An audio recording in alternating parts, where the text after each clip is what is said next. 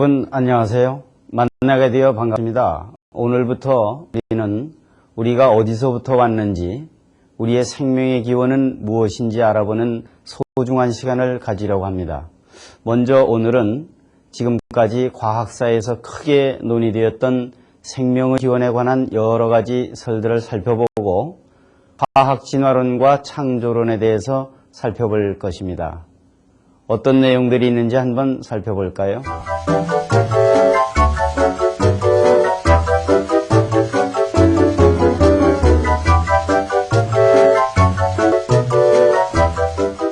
자, 그럼 생명의 기원에 관한 여러 가지 설들을 하나씩 시대순으로 한번 살펴볼까요? 먼저 17세기에 주장되었던 자연 발생설입니다. 이것은 아리스토텔레스와 레디에 의해 제기되었습니다. 아리스토텔레스는 젖은 옷에 밀을 놓아두면 쥐가 생겨난다고 주장했고요. 레디는 고깃즙을 병에 넣어두면 무더기가 자연적으로 발생한다고 주장했습니다. 그러나 이 설은 19세기 불란서의 미생물학자인 파스텔의 실험에 의해 무너지고 말았습니다. 실험의 내용은 목이 굽은 플라스크 속에 고깃즙을 넣어 끓인 다음에 고깃즙에 미생물이 생기는지 관찰하는 것이었습니다. 140여 년이 지난 지금까지도 그 고깃즙 속에는 미생물이 생기지 않고 있다고 합니다. 확인해보고 싶으신 분들은 그 실험에 사용됐던 플라스크가 현재 파리의 파스텔 연구소에 전시되어 있다고 하니까 기회가 되시면 한번 들러보는 것도 좋겠네요. 이 실험으로 해서 자연발생설은 무너지게 되었고요. 그 후 한동안 생명의 기원에 대한 논쟁이 잠잠했었습니다. 1920년대에 들어서면서 오파린과 홀데인에 의해 화학 진화론이 거론되게 됩니다. 이 설 또한 무생물에서부터 우연히 생물체가 만들어진다는 점에서는 17세기에 주장되었다가 부정되었던 자연발생설과 크게 다르지 않습니다. 한번 그 내용을 살펴볼까요?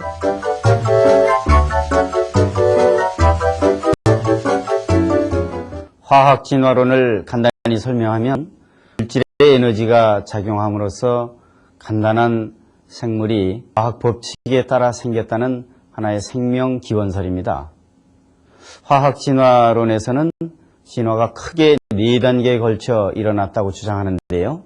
그 첫 단계는 우리 지구의 대기가 환원성 기체, 즉 수소를 포함하고 있는 기체로만 되어 있을 것이라는 가정하에 그 환원성 기체에 에너지가 작용하여 아미노산, 지방산, 염기와 같은 간단한 유기물이 만들어지는 단계입니다.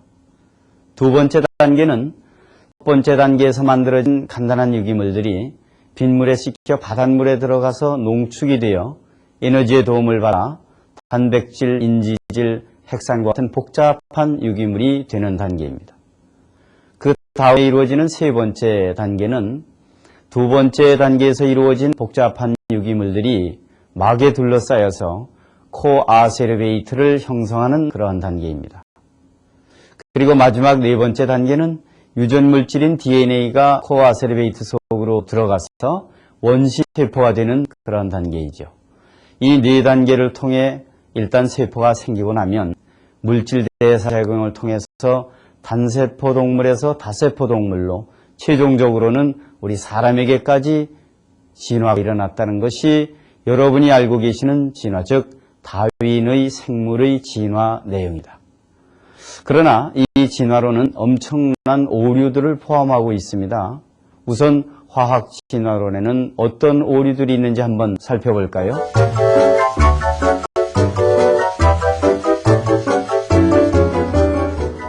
화학 진화론의 첫 번째 단계는 간단한 유기물이 생성된다는 단계였죠. 이 단계는 원시 지구의 대기가 수소를 함유하는 환원성 기체였을 것을 가정을 두고 있는데요. 그 가정의 타당성을 한번 살펴보도록 하겠습니다. 이 가정이 중요한 이유는 이 가정이 틀리면 그 가정 위에 펼쳐진 모든 이론이 무너지기 때문입니다. 물론 원시 지구의 대기를 직접적으로는 조사해올 방법이 없어요.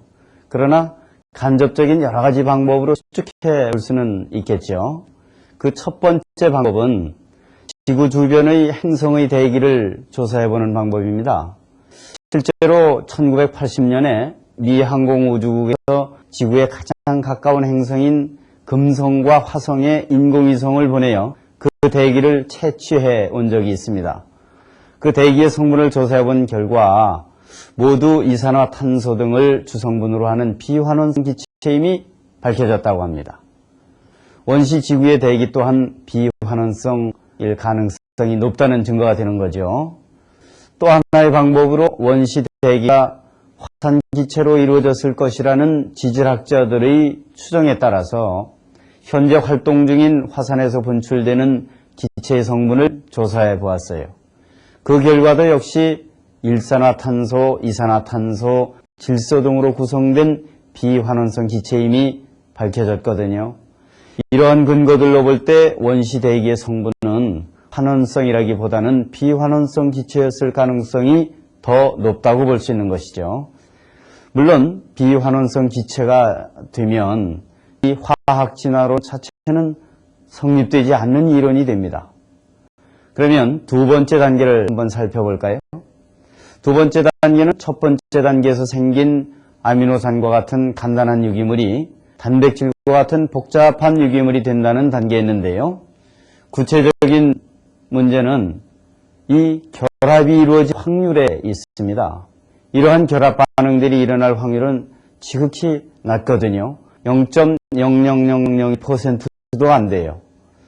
100개의 아미노산으로만 구성된 단백질이 자연 상태에서 우연히 만들어질 확률을 계산해 보면 10의 130승분의 1이라는 계산이 나오고요. 시간적으로는 10의 50승년의 세월이 걸립니다. 이는 지구의 나이보다도 긴 시간이죠. 그러나 이러한 일이 대장균 속에서 일어나게 될 경우에는 단 5초밖에 걸리지 않거든요. 100개의 아미노산이 아무렇게나 결합되어 단백질이 될 확률이 이렇게나 낮은데 하물며 일정한 아미노산 순서를 가진 단백질이 우연히 만들어진다는 것은 확률적으로 불가능한 일입니다. 사람의 단백질은 약 10만 종류나 되고요. 가장 간단한 생물인 대장균만 해도 2800종류의 단백질을 가지고 있는 것으로 볼 때 세포가 우연히 만들어질 수 있다는 것은 불가능한 생각입니다. 세 번째 단계는 단백질이 막으로 둘러싸여 코아세르베이트를 형성하는 단계였죠. 이 단계에서 코아세르베이트를 만드는 막이 생기기 위해서는 탄소가 2 내지 12개인 직선사슬의 지방산이 필요합니다. 그러나 인위적으로 지방산을 합성해 볼 경우 아무리 노력해봐도 직선사슬은 만들어지지 않는다는 것입니다. 인위적으로도 불가능한 일이 우연히 되리라는 것은 무리입니다. 원시지구에서 자연적으로 세포막이 구성된다는 것 또한 불가능한 일이라는 것이죠. 마지막 네 번째 단계는 코아세르베이트 속에 유전물질인 DNA가 들어감으로써 원시세포가 형성되는 단계였어요.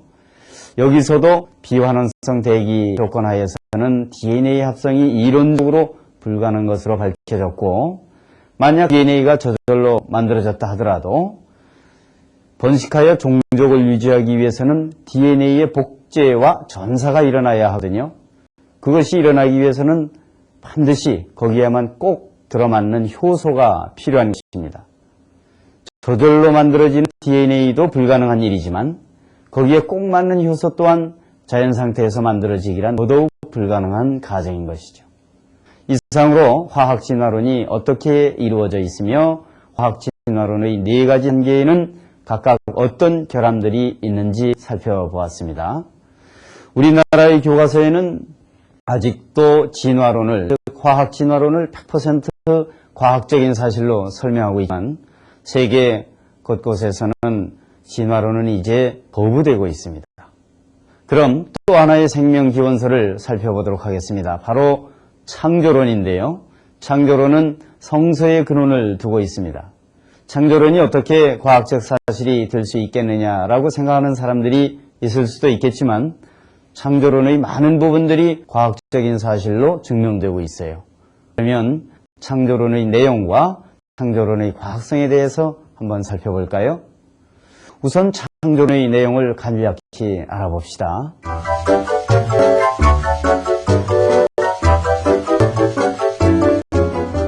성서에 근거하면 창조는 6일간에 걸쳐 진행이 됩니다. 첫째 날에 빛이 있게 되었고요. 둘째 날에는 궁창, 즉 하늘이 만들어졌죠. 셋째 날엔 땅과 바다가 드러나고 식물이 그 종류대로 만들어졌습니다. 넷째 날에 해, 달, 별들이 만들어지고 일자와 연한이 정해지고요. 다섯째 날에는 물고기와 새들이 그 종류대로 만들어졌습니다. 그리고 마지막 여섯째 날 사람이 만들어졌죠. 이 과정을 보면 처음 3일간은 환경이 만들어진 셈이고요. 그 다음 3일간은 그 내용물이 채워진 것이죠. 이 과정들을 자세히 살펴볼 때 그 안에는 창조주의 의지와 계획 그리고 과학성이 있음을 알 수 있습니다. 구체적으로 창조론의 내용을 과학의 법칙에 비춰서 한번 알아볼까요? 첫 번째, 창조론은 에너지 보존 법칙이라고도 하는 그 연력학 제1법칙에 잘 부합이 됩니다. 이 법칙의 내용은 우주 내에 있는 물질과 에너지의 총량은 일정 불변하다는 것인데요. 이 법칙에 따르면 먼지 알갱이 하나라도 새롭게 생기거나 소멸될 수 없다는 것이죠. 그러므로 우주와 만물은 절대로 스스로는 만들어질 수 없다는 것입니다. 결국 과학 법칙을 초월한 창조자가 있을 수밖에 없다는 얘기가 되는 것이죠. 두 번째, 창조론은 유전 법칙에 또한 잘 부합이 됩니다. 유전 법칙에 따르면 한 종의 생물이 다른 종으로 변할 수 없어요. 왜냐하면 유전자가 들어있는 DNA는 자신과 똑같은 DNA를 복제해서 자손에게 물려주기 때문에 생물이 다른 종으로는 변할 수가 없는 것입니다. 이것 또한 생물을 종류대로 지었다는 성서의 내용과 잘 부합이 되는 것이죠. 만약 DNA 이상으로 변이가 생기는 경우에도 재빨리 원상태로 복구시키는 장치가 이미 DNA 안에 존재하고 있습니다.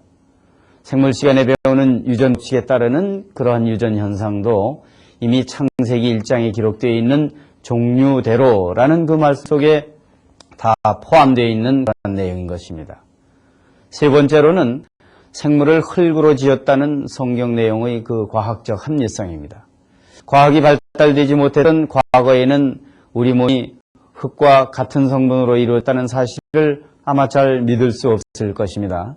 그러나 과학이 발달해가면서 과학적 방법으로 생체의 성분 분석을 해본 결과 생물체를 구성하는 주요 10가지 원소들이 모두 흙 속에 들어있는 원소와 같다는 사실이 확인되었습니다.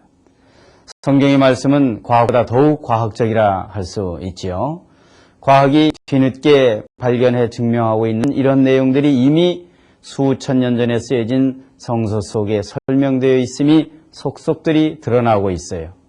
자, 지금까지 생명의 기원에 관한 화학 진화론과 창조론의 주장들을 과학적으로 살펴보았습니다. 기독교에서는 하나님이 이 땅을 창조하신 창조론을 믿어야 한다고 말하고요. 우리의 교과서에는 모든 것이 우연에 의해 만들어졌다는 화학 진화론을 믿어야 하는 것으로 쓰여져 있습니다. 과연 어떤 것이 우리에게 더 큰 믿음을 요구할까요? 진화론을 쉽게 설명한다면 집을 만드는 재료들이 사방에 널려져 있고 그것에 에너지를 가해둔 상태로 오랜 세월이 흐르면 욕실이나 거실, 침실 등이 다 꾸며진 멋진 집이 되어 있어야 한다는 주장입니다. 그것이 가능할까요? 집 한 채를 짓는데도 설계가 필요한데 하물며 집보다 더 복잡한 사람이 만들어지는데 설계도가 없어도 되겠습니까? 이 설계도를 DNA라 할 수 있죠. 그 설계도는 당연히 어떤 지능이 있는 주체에 의해 만들어질 수밖에 없습니다. 기독교에서는 그것을 하나님이라고 믿고 있습니다. 게다가 사람에게는 영혼이 있다는 것, 성품이나 인격을 가지고 있다는 이것은 진화론으로 어떻게 설명할 수 있을까요? 그것도 우연히 생긴 거라고 할 수 있겠습니까? 오늘 이 강의를 들은 여러분 모두는 나 자신이 정말 어떻게 해서 생겨난 존재인지 깊이 생각해보는 시간을 한번 가졌으면 좋겠네요. 오늘 첫 강의는 여기서 마칩니다. 그럼 다음 시간에 새로운 내용으로 다시 만납시다. 여러분 모두들 안녕히 계십시오.